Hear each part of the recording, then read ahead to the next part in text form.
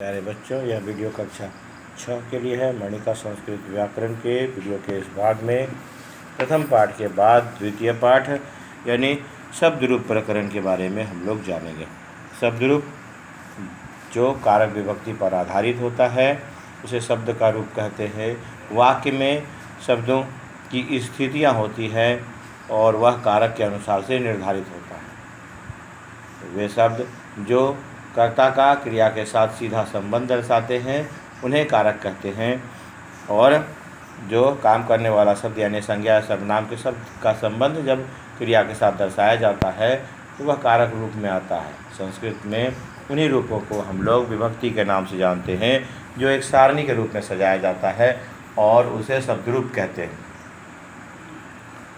शब्द रूप में संस्कृत में भाषा जो है वह इसमें शब्दों को तीन लिंगों में बांटा गया है।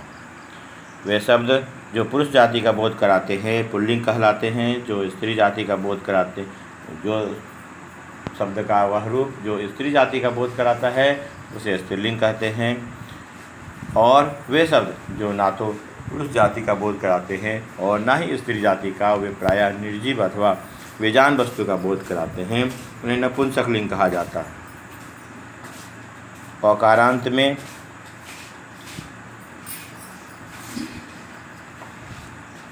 अर्थात जिसका अंत अ से होता है, तीनों लिंगों में जो शब्द का रूप है वह अलग अलग चलता है। उसमें थोड़ा थोड़ा यानी अंतर है, इस कारण से इसे अलग अलग रखा जाता है और अलग अलग उसका अध्ययन किया जाता है। तो प्रत्येक लिंग के जो शब्द हैं वह अलग अलग चलते हैं। जिन वर्ण से शब्द समाप्त हो रहा हो उसे उस मात्रा के अनुसार से उसे जानते हैं। जैसे कि राम में म का अंत अ से होता है तो उसे अकारांत कहते हैं। तो कहने का अर्थ है कि उस अ के साथ कार लगा देते हैं और वह अकारांत हो जाता है। अकार हो जाता है, ई के साथ में कार लगाने से ईकारांत हो जाता है। ई यानी दीर्घ ई के साथ में कार लगाने से ईकारांत हो जाता है। इस प्रकार से यानी वह त के साथ कार लगाने से तकारांत कह सकते हैं।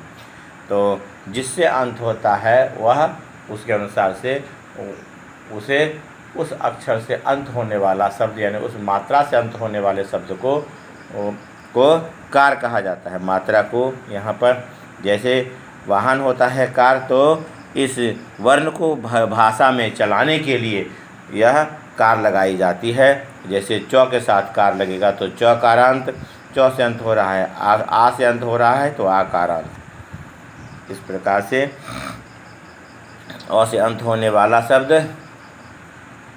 अकारांत हुआ, ई से अंत होने वाला शब्द ईकारांत हुआ। इसी प्रकार से ऊ से यानी हर्ष ऊ से अंत होने वाला शब्द जैसे साधु तो ऊकारांत हुआ। अब जैसे कहेंगे वधू तो यहाँ पर दीर्घ ऊ है तो वह ऊकारांत हो जाएगा।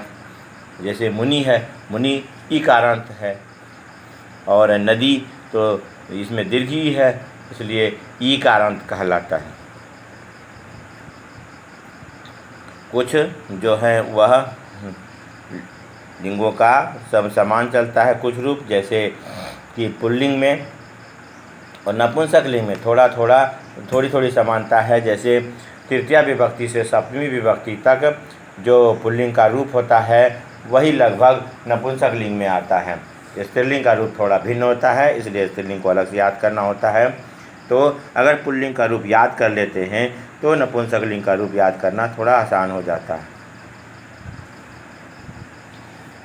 और अगर नियम को माने तो नियम के अनुसार से उसमें सारे नियम समान रूप से लगते हैं और सिर्फ रूप उसका बदलता है। और उन्हीं शब्दों का प्रयोग जब वाक्य बनाते हैं तो सिंपल वाक्य के मध्य में जब कारक के शब्द देते हैं तो हम किसी भी रूप में उन शब्दों को का अनुवाद कर सकते हैं। और शब्दों का अनुवाद करने के यानी शब्दों का अर्थ जानते हुए वाक्य का अनुवाद करने के लिए और वाक्य को उचित और सही शुद्ध रूप से जानने के लिए धातु रूप के साथ साथ शब्द रूप का ज्ञान होना अत्यंत आवश्यक है। अब पहले से जानते हैं जिसमें विसर्ग की मात्रा लगी होती है वह पुल्लिंग होता है यानी, और जिसमें आ की मात्रा लगी होती है वह स्त्रीलिंग होता है, और जिसमें अम की मात्रा यानी लगी होती है वह नपुंसकलिंग होता है। जिसमें अ की मात्रा लगी होती है उसमें ध्यान देंगे विसर्ग के पूर्व में अ होता है, इसलिए उसे अकारांत पुल्लिंग कहते हैं। और आ की मात्रा में ऑलरेडी पहले से आ लगा हुआ होता है, इसलिए उसे आकारांत स्त्रीलिंग कहते हैं, क्योंकि जानते हैं कि ज़्यादातर आ से अंत होने वाले शब्द वह स्त्रीलिंग के शब्द माने जाते हैं, इसलिए स्त्रियों का नाम ज़्यादातर आ से अंत होता है, इसलिए आकारांत स्त्रीलिंग हुआ। और अम की मात्रा में अ के पश्चात म होता है, और रहने के कारण से उसे अकारांत नपुंसकलिंग कहा जाता है। तो अकारांत में जो पुल्लिंग शब्द है उसमें विसर्ग लगाया जाता है, और इसके अगले जो दो रूप हैं वह अलग अलग होते हैं, यानी अह के बाद औ और आह। यह पहले से संज्ञा शब्दों के साथ में वचन के रूप में हम लोग पढ़ चुके हैं, तो वह रूप यहाँ पर कर्ता के रूप में जाना जाता है। संज्ञा सर्वनाम का शब्द जब वाक्य में प्रयोग में आता है तो उसे पद कहते हैं, और पद के रूप में वह काम को करने वाला होता है और उसे कर्ता कहते हैं। और वही पद यहाँ पर यानी कहने का अर्थ है कि वाक्य कम से कम दो शब्दों के द्वारा भी बनाया जा सकता है, कर्ता और क्रिया के द्वारा। संज्ञा का शब्द का जब संबंध क्रिया के साथ दर्शाया जाता है, जैसे काम को किसने किया तो राम ने किया, तो राम यहाँ पर काम को करने वाला हो जाता है, तो वह संज्ञा का शब्द यहाँ पर कर्ता हो जाता है, क्योंकि उसमें एक विशेष स्थिति लिखी गई है जो उसका चिन्ह है ने के द्वारा वह कारक का शब्द कहलाता है। और यह रूप पहला रूप होता है, इसलिए यह पहले स्थान पर लिखा जाता है।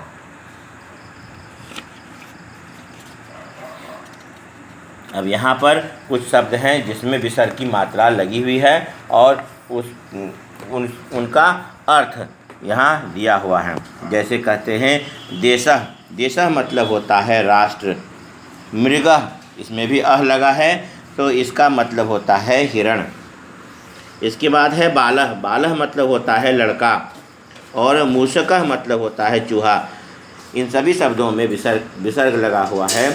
यह अर्थ के साथ में इसे बोलकर पढ़कर याद करना है।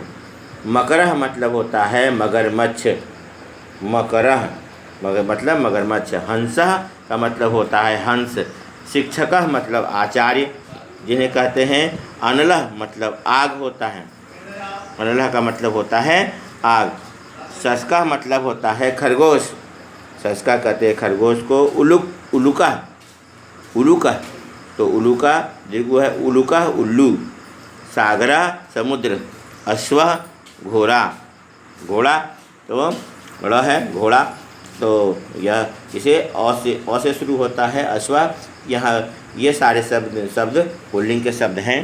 अकारांत में देवः मतलब देवता, व्याघ्रः मतलब बाघ, वानरः मतलब बंदर, और पुत्रः मतलब बेटा, और सुतः का मतलब भी बेटा होता है। मीनः मतलब मछली। हालांकि इसमें पुल्लिंग स्त्रीलिंग दोनों शब्द का प्रयोग कर सकते हैं, नर मछली मादा मछली, लेकिन यहाँ पर मीनः का मतलब सामान्य अर्थ में मछली लिखा गया है। मीना झसा का मतलब भी मछली होता है, मीना का मतलब भी मछली होता है। मीनः मीनो मीना, बहुत सारी मछलियाँ को मीना कहते हैं, उसका एक वचन रूप है मीना। मीनः मतलब मछली। नृपः मतलब राजा। बिडालः मतलब बिलाड़ कहते हैं, बिल्ला कहा जाता है। बिल्ली के नर को बिल्ला कहते हैं, तो बिडालः मतलब बिल्ला। कुकुटः मतलब मुर्गा। कुकुट मतलब मुर्गा कहते हैं कुकुटा। और कुकुरः मतलब कुत्ता। शुकः मतलब तोता, और रासभः मतलब गधा। गर्दभः मतलब भी गधा होता है, खरः मतलब भी गधा होता है। तो यह तीनों शब्द गधा के लिए लिखा जाता है, रासभः, गर्दभः, खरः। कपोतः मतलब होता है कबूतर, और आवासः मतलब घर। पीकः मतलब कोयल, और कोकिलः मतलब भी कोयल होता है।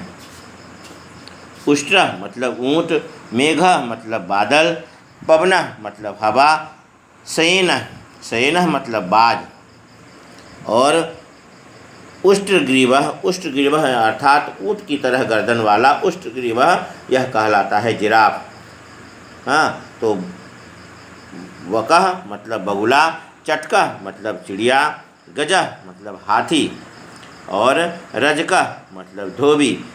हस्तः मतलब हाथ होता है, करः का मतलब भी हाथ होता है, हस्तः करः। तो छागः मतलब बकरा, अजः मतलब बकरा, केशः मतलब बाल, और सिंहः मतलब शेर, और कृषकः मतलब किसान। खगः मतलब पक्षी, और विहगः मतलब भी पक्षी होता है। यह पुल्लिंग का शब्द रूप है। और हालांकि चटका का मतलब भी पक्षी का रूप ही होता है, लेकिन उसे चिड़िया कहते हैं क्योंकि चटका स्त्रीलिंग शब्द है। यहाँ पर खगः दिया है तो खगः का मतलब पक्षी लिखते हैं, और विहगः मतलब भी पक्षी होता है। स्यूतः मतलब जेब होता है, पॉकेट या थैला, बैग टाइप का जिसे कहते हैं वह स्यूतः कहलाता है। स्यूतः, जहाँ थैला को भी कह सकते हैं जो बैग होता है, और पॉकेट को या जेब को स्यूतः कहते हैं। जिसमें कुछ उपकरण रखा जाता है उसे स्यूतः कहते हैं। तो रोहितः, रोहितः मतलब लाल हिरण, रोहित लाल हिरण को रोहित कहते हैं। और लाहलः मतलब कोयला, लाहल, लाहला कोयला। काकः मतलब कौवा, यवः मतलब जौ, चमसः मतलब बड़ा चम्मच, और घोटका मतलब घोड़ा। तरु मतलब पेड़, और कायः मतलब शरीर। रिक्षा मतलब भालू, भल्लुका मतलब भी भालू होता है। और सूदा मतलब पाचक यानी रसोइया जो खाना पकाता है उसे सूदा कहते हैं। और मंडुका मतलब मेढक। पादपः पौधा, जो पैर से पानी पीने वाले को पादप कहते हैं, तो पौधा पादपः। यूसः मतलब जूस यानी रस, जूस को यूसः कहते हैं, उसी का अपभ्रंश रूप है जूस। तो यूसः मतलब रस या जूस। घटः मतलब घड़ा, और चणकः मतलब चना, चणक यानी चणकः मतलब चना। ठक्कारः मतलब ठठेरा। कुंभकारः कुम्हार। अंगुष्ठः मतलब अंगूठा। शौचिका मतलब दर्जी। नर्तकः मतलब नाचने वाला, नर्तका। और अश्वत्थः मतलब अश्वत्थ पीपल का पेड़ पत्ता। और पण्यकः मतलब दुकानदार, पण्यक दुकानदार। शार्दूलः मतलब चीता। चरणः मतलब पाँव, और अबकरः मतलब कूड़ा, और क्रोड़ः मतलब गोद। तो इस प्रकार के यह जितने भी शब्द हैं, यह सारे शब्द अकारांत पुल्लिंग के शब्द हैं जिसमें विसर्ग की मात्रा लगाई गई है। तो संस्कृत के शब्दों को हम लोग उनकी मात्राओं से पहचान सकते हैं। यह सभी एक वचन के रूप हैं जो जिसमें विसर्ग लगा होता है, और यह अकारांत पुल्लिंग कहलाते हैं। यहाँ पर एक शब्द रूप दिया है जो कि हम लोग जिसका प्रयोग वाक्य के में विभिन्न शब्दों के लिए हम लोग करते हैं। जैसे कर्ता कारक में प्रथमा विभक्ति का प्रयोग होता है, इसका हिंदी चिन्ह ने है। कर्म कारक में द्वितीय विभक्ति लगता है जिसका हिंदी चिन्ह को है। करण कारक में तृतीय विभक्ति लगता है, जिसमें से या के द्वारा कहते हैं, वह करण कारक का चिन्ह होता है। तो संप्रदान कारक में चतुर्थी विभक्ति का प्रयोग किया जाता है, जिसमें को अथवा के लिए का प्रयोग होता है, तो यहाँ पर के लिए का प्रयोग किया गया है।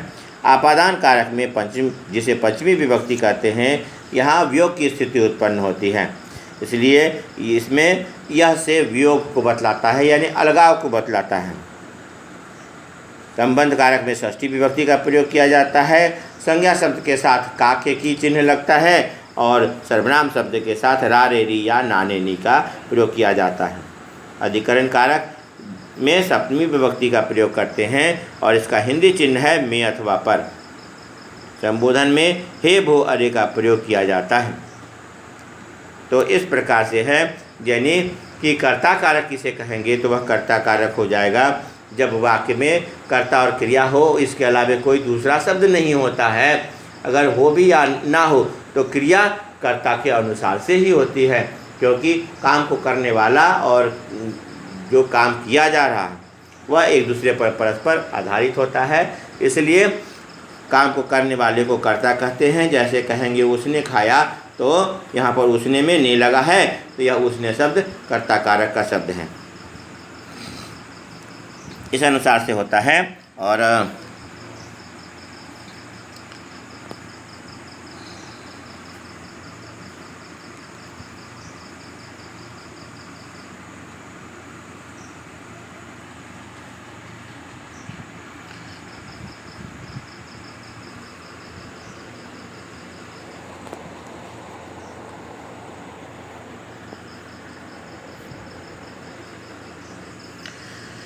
तो जिसमें विसर्ग की मात्रा लगी होती है वह कर्ता कारक होता है, और कर्ता कारक में यानी पहली विभक्ति जिसे कहते हैं उसमें विसर्ग की मात्रा लगाई जाती है। जैसे यहाँ सस्कह में कर्ता कारक की विभक्ति लगाई गई है और पहली विभक्ति है, इसलिए इसे प्रथमा विभक्ति कहते हैं। और दूसरा रूप जो है द्विवचन का, उसमें सस्कौ है, औ की मात्रा है, और बहुवचन में आ की मात्रा है। तो यह अह और आह जो है यह कर्ता कारक का चिन्ह होता है जो उसमें लगाया जाता है। तो यहाँ पर दो शब्दों से भी हम लोग वाक्य बना सकते हैं। अब इसके पश्चात जब कर्ता और क्रिया के अलावे कोई अन्य शब्द मध्य में होता है तो क्रिया का सारा बल कर्ता पर ना पड़ के उस शब्द पर पड़ता है, तो उसे हम लोग कर्म कारक का शब्द कहते हैं। वाक्य में जब भी ऐसे कर्ता कारक में जब भी कर्ता के साथ क्रिया भी हो सकता है, अगर कितना भी लंबा भी वाक्य हो फिर भी कर्ता क्रिया के अनुसार से होगी। लेकिन जब कर्ता और क्रिया के अलावे कोई अन्य शब्द हो और उसमें अम की मात्रा लगाई गई है तो उस शब्द पर क्रिया का सारा फल पड़ता है और उसे कर्म कारक का शब्द कहते हैं। इसलिए कर्म कारक के शब्द में अम की मात्रा लगाई जाती है, और इसलिए यहाँ पर सशक में म लगा है, यानी सस्कम रूप बना है। और इसका द्विवचन रूप सस्कौ है और बहुवचन रूप सस्कान, यानी अम और आन इसकी मात्रा है जो इसकी विभक्ति कर्म कारक के लिए लगाई गई है यहाँ पर। तो अम और आन होने के कारण से यह द्वितीय विभक्ति रूप है। जैसे कहते हैं वह खरगोश को देखता है तो सस्कम पश्यति, दो खरगोशों को देखता है तो सस्कौ, और बहुत से खरगोशों को देखता है कहेंगे तो सस्कान हो जाता है। इसके बाद आता है करण कारक यानी तृतीय विभक्ति, जिसमें कर्ता किसी साधन या माध्यम के द्वारा काम को करता है, यानी जिस साधन या माध्यम के द्वारा काम किया जाता है उसे करण कारक का शब्द कहते हैं। इसमें इसीलिए यहाँ से और के द्वारा दिया गया है चिन्ह के रूप में, और यहाँ पर शब्द में हालांकि यह चिन्ह लगाया गया है, इसलिए सस्केन मतलब खरगोश के द्वारा, या खरगोश से। तो द्विवचन का रूप में आभ्याम लगता है, सस्केन एन के बाद आभ्याम लगता है, तो सस्काभ्याम यानी दो खरगोशों के द्वारा, और सस्कह मतलब होता है अनेक खरगोशों से, यानी अनेक खरगोशों के द्वारा। तो तृतीय विभक्ति में इस प्रकार से एन आभ्याम अह का प्रयोग किया जाता है। अब उसके बाद है संप्रदान कारक, जिसमें चतुर्थी विभक्ति लगाई जाती है। जब वाक्य में कर्ता किसी को कुछ देता है या किसी के लिए अपने लिए काम ना करके किसी अन्य के लिए कोई काम करता है तो उसे चतुर्थी विभक्ति कहते हैं, और वह संस्कृत में चतुर्थी विभक्ति के नाम से जाना जाता है, और वह संप्रदान कारक का शब्द होता है। जैसे यहाँ पर इसमें एक वचन के शब्द में आय की मात्रा लगती है, पुल्लिंग का शब्द है इसलिए आय की मात्रा लगेगी। तो सशक में आय लगता है सशकाय, और इसमें द्विवचन में आभ्याम, इसमें भी आभ्याम लगता है तृतीय विभक्ति की तरह, जैसे सस्काभ्याम यह हो जाता है, और बहुवचन में एभ्या लगता है, थोड़ा अंतर है उससे। तो एभ्या यहाँ पर हो गया आय आभ्याम एभ्या, यह मात्रा चतुर्थी विभक्ति में लगाई जाती है, जिसके लगने के बाद शब्द बनता है सस्काय, जिसका अर्थ होता है एक खरगोश के लिए। सस्काभ्याम मतलब दो खरगोशों के लिए, और सस्केभ्या मतलब अनेक खरगोशों के लिए। अपादान कारक पंचमी विभक्ति जब कर्ता किसी खास स्थान या विशेष जगह से या किसी व्यक्ति से अलग हो रहा हो, यानी उसका किसी के साथ वियोग की स्थिति उत्पन्न होती हो, तो जिससे वह अलग होता है, जिस स्थान से या जिस जगह से या जिस व्यक्ति से अलग होता है, उसके साथ में पंचमी विभक्ति का प्रयोग करते हैं। जैसे सस्कात यानी एक खरगोश से अलग कुछ होता है तो सस्कात, और इसमें भी द्विवचन में आभ्याम का प्रयोग करते हैं, यानी तृतीया विभक्ति से पंचमी विभक्ति तक द्विवचन में आभ्याम का प्रयोग किया जाता है। तो आत के बाद आभ्याम हो गया, और चतुर्थी विभक्ति के बहुवचन की तरह इसमें भी कुछ समानता है, और इसमें एभ्य का प्रयोग करते हैं। जैसे चतुर्थी विभक्ति में एभ्य का प्रयोग हुआ है, तो यहाँ पर जो सूत्र बनता है वह है आत आभ्याम एभ्य, जिसका प्रयोग पंचमी विभक्ति में हम लोग करते हैं, यानी सस्कात, सस्काभ्याम, सस्केभ्य। इसके बाद है संबंध कारक षष्ठी विभक्ति। संबंध कारक षष्ठी विभक्ति में यानी कि जब कर्ता का किसी अन्य व्यक्ति, वस्तु या स्थान के साथ संबंध दर्शाया जाता है, तो संज्ञा शब्द के साथ में का, के, की और सर्वनाम शब्द के साथ में रा, रे, री का प्रयोग करते हैं। यहाँ पर शशक दिया हुआ है, तो यानी शशक के साथ में अस्य का प्रयोग किया गया है, तो अस्य का प्रयोग करते हैं। अस्य जो है यह सूत्र है इसका, और द्विवचन में अयोह की मात्रा का प्रयोग किया जाता है, और बहुवचन में आनाम की मात्रा का प्रयोग किया जाता है। अस्य अयोह आनाम या मात्रा के रूप में, सूत्र के रूप में लगता है, जो षष्ठी विभक्ति में प्रयोग में आता है। शशक के साथ में लगने के कारण से यह बनता है शशकस्य, मतलब एक खरगोश का।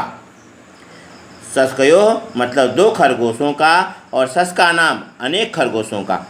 इस प्रकार से यह षष्ठी विभक्ति में इन मात्राओं का प्रयोग होता है। इसके पश्चात है अधिकरण कारक, यानी सप्तमी विभक्ति।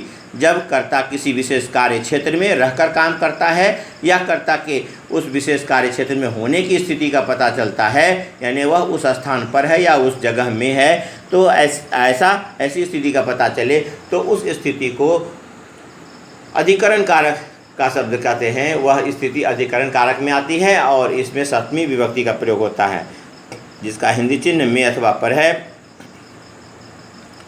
जैसे शशके मतलब होता, यहाँ पर एक ही मात्रा लगाई गई है, शशक के साथ में एक ही मात्रा है, और इसमें षष्ठी विभक्ति की तरह द्विवचन में अयोह की मात्रा है, और बहुवचन में एसु की मात्रा लगाई जाती है, यानी ए अयोह एसु, यह सप्तमी विभक्ति का रूप है।